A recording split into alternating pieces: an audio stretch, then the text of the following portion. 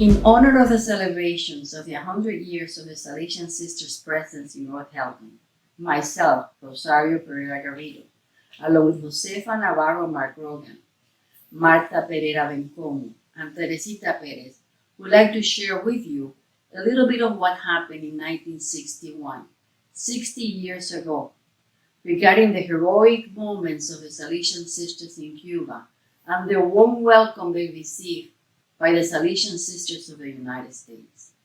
We decided to tell this story for the new generations of FMA to show how the superiors and sisters were so courageous in foreseeing, in helping those in need.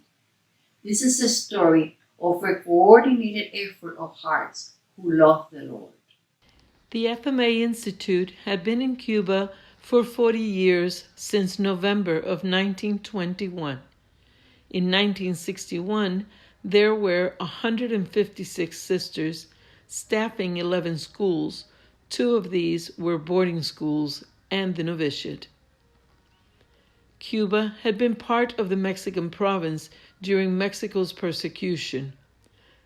Therefore, some 70 Mexican sisters had remained in Cuba.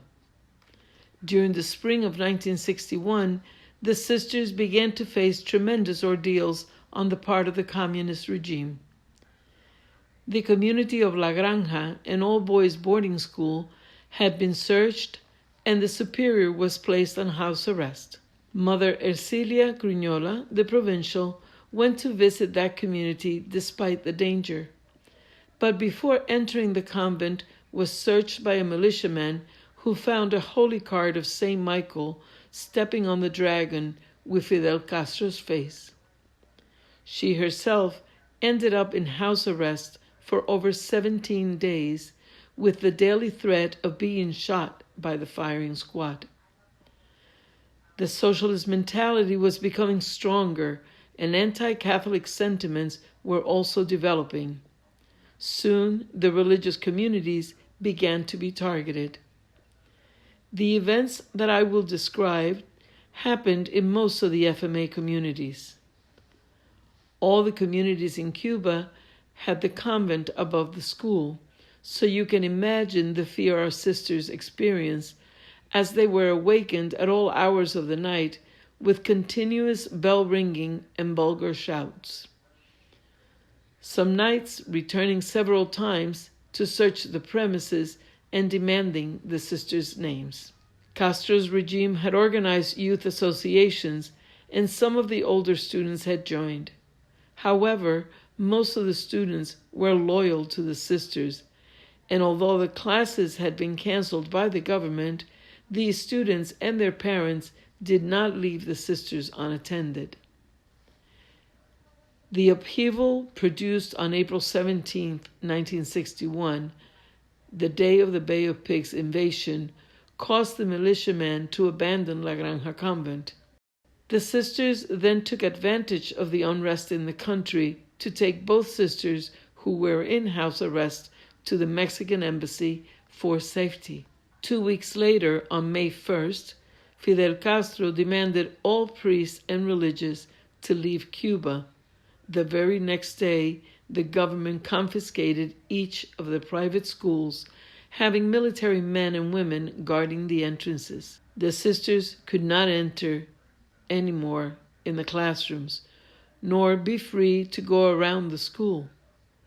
Therefore, anyone entering or visiting the sisters was being searched by the military. What about Mass? There was no Mass. As soon as sisters heard that the convent would be confiscated, the Blessed Eucharist was consumed. The Mexican embassy in Cuba provided the FMA with a great humanitarian service during this troubled time.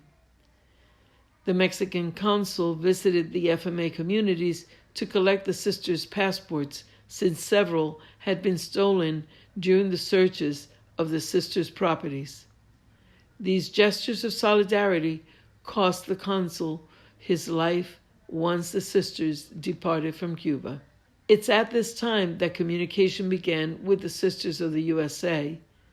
Mother Teresa Castro provincial of the United States and Canada after being informed by some family members of the Cuban sisters living in the USA of the actual situation that the sisters were living through.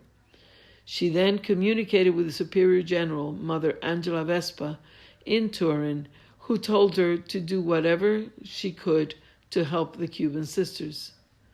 Mother Teresa delegated the sisters at Villa Madonna Convent in Tampa, Florida, to gather the needed information from our sisters in Cuba to procure the proper documents to be admitted into the USA. Mother Teresa not only wanted to welcome those exiled sisters, but to provide them with all the necessities, foreseeing that an exiled person does not bring much. She asked the entire province to contribute some of their clothing, since the sisters came only with what they were wearing. Also instructed the school's personnel to ask the children and their families to help in this worthy cause. Throughout that dangerous time of leaving their schools, the Sisters of Cuba called trusted past pupils and distributed all the religious objects among them. Parents were very concerned for the welfare of their children and the indoctrination that had already begun by the government. Girls and boys were taken away from their parents to sugarcane fields for agricultural forced labor.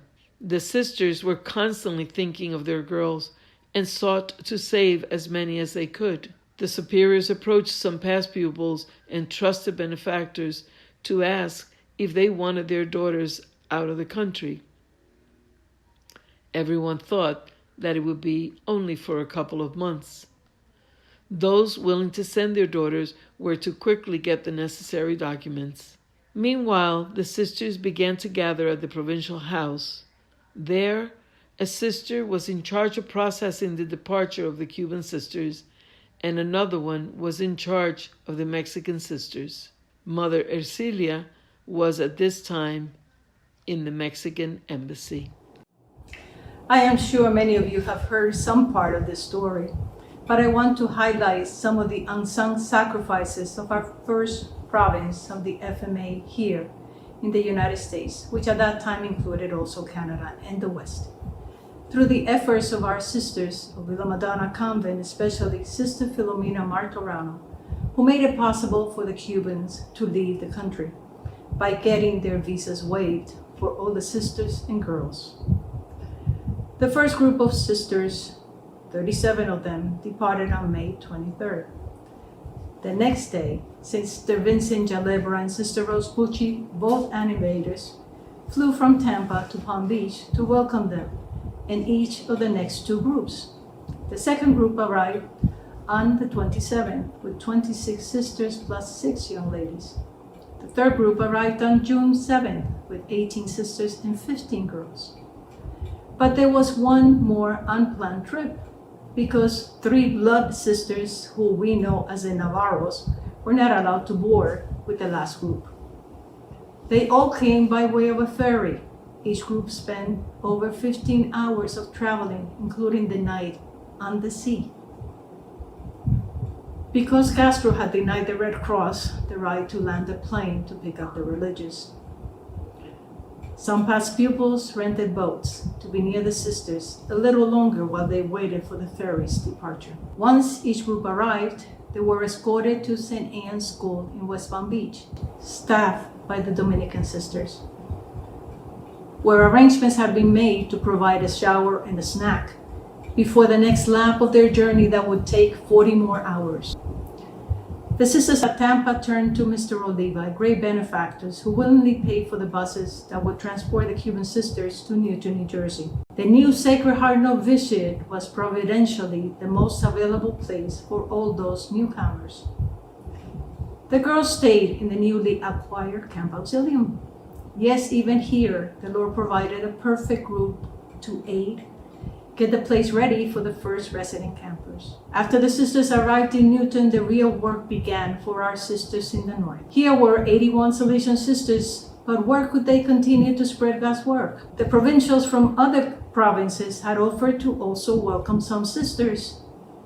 A group of sisters were destined for Ecuador, Others, Venezuela, Nicaragua, Costa Rica, El Salvador, Haiti, Chile, Italy, Dominican Republic, and Puerto Rico, that was to be a new foundation. After these sisters were assigned to their new missions, Sister Antonia Beltramo, the provincial economer, and Sister Mary Palatini, provincial secretary, were both in constant movement. One can say on the go, that they had to take the sisters to each of those embassies in New York to get the visas. It's not as easy as it sounds. The sisters did not as yet drive. They took buses, subways, and trains. Think of the time spent traveling, waiting at the embassy, and then traveling back to Newton. Yes, they were very long, tiresome days.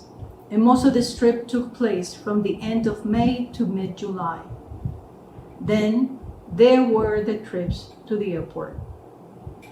Mother Teresa Castro told the province to thank God that the transportation fee of these sisters to their new destination had been paid by divine providence.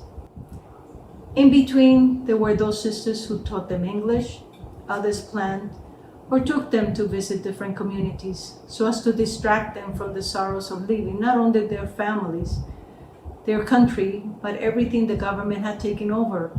They were deprived of their students. There were the visits from bishops, diocesan priests, even superiors from the Salesian General Council. Who could forget the SCB provincial, Father Pena, who, though hospitalized, assigned the Spanish priest to minister to the Cuban sisters? What about those sisters behind the scene who seldom get recognized? The reality is that the U.S. sisters worked, multiplied, after the excitement of our newly arrived sisters. There were many changes and inconveniences. The novices had to leave their dining room and dormitory. The cooks who had to add much more food. The sisters in the laundry who had many more clothes to care for. For those who had to make room in the chapel and to prepare for another mass for the Spanish priest to tend the sisters' spiritual need. What about the sisters who received, divided, and distributed the donated goods? Yes, the generosity of the children, their parents, and the benefactors was overwhelming, for many chose to help the exiled sisters. I am sure there were many more unsung sacrifices of our U.S. sisters and their benefactors to aid these exiled Cuban sisters who were going to face other lands and people. We believe that these sacrifices helped to evangelize many. By August, most sisters had left for their new assignments, but the girls remained behind for the U.S. sisters who cared for them. Not only the education of one girl here at Mary Helper Christian's Academy, but of nearly 40 girls, some whose parents did not arrive until after 4.5 years later. It's easy to say, but what responsibility for the sisters to certainly have all these girls without their families. I remember Sister Josephine Carini telling me, "Sister Teresa, you don't know how much we prayed that all your parents would arrive finally." The sisters not only provided a free education, but also helped us emotionally and spiritually. So one may say that these girls grew and matured with the sisters. Hello, I am Martha Pereira. You have just heard terrifying experiences of the sisters in Cuba, the last months they spent after being told they had to leave the island. I want to tell you a little bit about how we traveled to the USA. My sister Rosario, 13 years old at the time, and I, 11, as well as all the other girls traveling with the sisters, were told we would need to wear a white blouse, black skirt, and a little black scarf over our heads for the trip, as we were aspiring novices. So scary when we were repeatedly asked when boarding, "You sure you want to be a nun?" We were terrified to see that 3 girls were taken off the ferry prior to departure. We later learned it was the Navarro sisters. Yes, we all came on a ferry boat, with a number of days apart between the 3 groups. It was heart-wrenching to see our parents and relatives on shore waving goodbye to us with white handkerchiefs. Ferries were mainly prepared to bring cars and cargo with just a handful of passengers, as only a very limited number of cabins to sleep were available. We each brought a pillow and blanket. The ferry boat supplied army cots that were put on deck for us to lay down, not for long though, as we had torrential rain that night. We arrived at the port of West Palm Beach on June 7, 1961, and the sisters from Tampa were there to greet us and to get us on a Greyhound bus that was to take us first to St. Anne Catholic Church in West Palm Beach for breakfast, the first time we ever tasted bacon, and then on to Newton. After arriving there, us girls were taken to sleep at the house that afterwards became Camp Auxilium. On June 20th, we were transferred to the huge, beautiful grounds of Mary Help of Christians Academy. When the school year started, we were told we could not speak Spanish. We had to speak English all of the time. The problem was, we did not know how to speak English.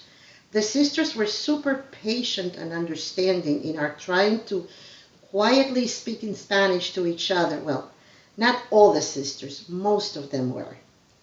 This was a new, unexpected experience for the sisters at Mary Help, as well as a painful one for the girls that did not know when we would ever see our parents again. I don't think I have ever written so many letters in my whole life as I wrote to my mom at that time. When our parents arrived from Cuba with a few pieces of clothing and $25 to their name, a family friend picked them up at the airport in Newark and the day after brought them to Mary Help. When Mother Ida asked my parents, where are they going to live, my dad said he hoped there was a nice park nearby, as they had no place to live, no job, and no money. To this day, I am impressed and grateful for the kindness and compassion of the sisters. They did not know them, yet they offered that my dad work at the school and sleep in the house with the priest, at that time Father Asoni. Our mom would sleep in the infirmary and take care of the girls that got sick. What a gift, my sister and I thought. We would be with them all of the time. Not so fast, we were told. You will not be able to have special privileges. You must keep your distance. We loved it though. And our mom and dad became close to the Cuban girls as they reminded them of their parents and gave them hope that they would see their parents again soon. A while later, our parents were able to rent and move to an apartment. The fact that we were able to graduate from Mary Help of Christians Academy and never paid a penny, the kind of spirituality that we were taught, the love that we felt and support is something that is always in my heart. Sisters, be proud of being Salesian Sisters. Continue to make a difference in the lives of your students. Love them and show them that you care. Treat them with respect, compassion, and teach them the love of God through your actions, as we learned from the sisters that took care of us in our most difficult moments. I'm sorry for getting so emotional after all these years. The Salesian Sisters are my family, and I wish to send you with this message all my love and prayers. Thank you. As I arrived to Mary Help of Christians in 1962, I felt that I was in a safe place. Sister Fernanda Rossi made me welcome and wanted. And Martha Pereira, one of the Cuban girls, told me that she would be my friend. All of this took less than 1 hour, so I can confirm the beauty of the Salesian spirit. Let us not forget the strength of our spirit, the power to make others smile, the warmth of our genuine love towards our brothers and sisters in Christ. The Salesian Sisters in 95 countries with stamina conquer one child at a time. Dear sisters, you have heard some testimonies from the sisters who suffered so very much in Cuba when communism took over. Not only did the communist government take their schools, separated them from their students and their families, and also you have heard from the girls who lived the separation from their parents, their friends, their sisters, and the ordeal of leaving our homeland. For the sisters, as well as the past pupils who have been blessed with a life of relative peace of mind, body, and spirit, we ask you to be aware of our present world and all its pain and lack of respect towards others. We are privileged to live in a land of milk and honey, so let us stand firm and defend our faith and our values. As a pledge of allegiance to the flag of the United States of America reads, one nation, under God, indivisible with liberty and justice for all. Therefore, as we continue working on behalf of our Creator and as loving children of our Merry Help of Christians and the Salesian teachings, let us defend by our actions, words, and prayers our many blessings and gifts. As we learned from a tender age, Viva Jesús, Viva Maria, Viva, Amen. To the credit of Salesian family spirit, all these exiled Cuban girls have become respected members of society. Some who live near Mary Help of Christians Academy wanted their daughters to experience the Salesian education. And all thanks to the courage of the USA sisters in caring for their Cuban sisters and young people, always trusting in divine providence and the protection of Our Lady. May we never forget how our superiors and sisters were so courageous and foreseeing in helping those in need. This is a story with an ending steeped in immense gratitude for the Salesian Sisters of the USA and Canada. We have mentioned the names of several sisters whose names will rest in our hearts forever. However, there are numberless others who also saved our sense of freedom, security, and sanity.